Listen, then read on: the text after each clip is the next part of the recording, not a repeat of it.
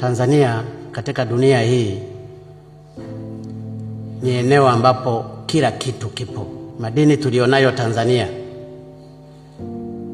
ni madini ya kila aina na wala sio madini machache. Tuna dhahabu, tuna copper, tuna silver, tuna beryllium, tuna graphite. Tuna madini karibu yote yanayopatikana kwenye periodic table.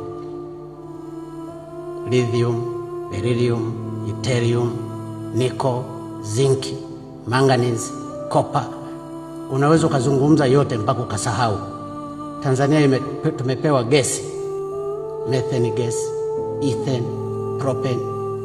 Lakini mpaka helium ambayo inapatikana katika nchi 3 tu duniani iko Tanzania. Mpaka tanzanite ambayo inapatikana katika Tanzania tu. Lakini pamoja na mali hii yote, Mungu kutupendelea, Watanzania tumeendelea kuwa maskini. Na uhakika hata shetani aliko kule anatucheka kwamba umaskini wetu ni wa kujitakia. Tanzania sio siri. Wapo watu wana maisha ya ajabu sana. Wapo watoto wanaokufa kwa sababu ya kukosa madawa.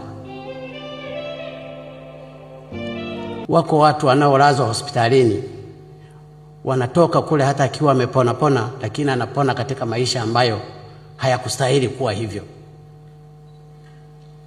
Wapo wakulima wenzetu kule vijijini ambao wanakosa hata pembejeo kwa ajili ya mazao yao.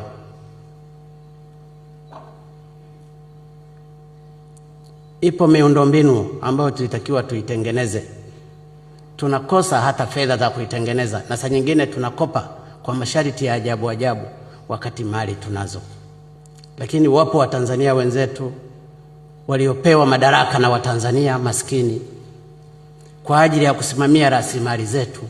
Wao wamekuwa part ya watu wa kuaibia Watanzania maskini.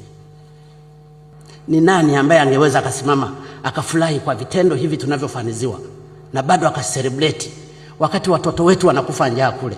Watu hawana vyakula, saa nyingine hawana maji, mahospitali hawana madawa, usafiri ni shida. Tunafukuzana na watoto maskini kuwaomba kodi. Hii kodi ambayo iko pale tumepewa na Mungu hatuishughulikii. Ni unyama. Na kama ni dhambi, hii ni dhambi kubwa. Mimi ndugu zangu, nilipozungumza kwamba hii lazima we have to fight for this, sio kwamba mimi sina damu. Nina damu.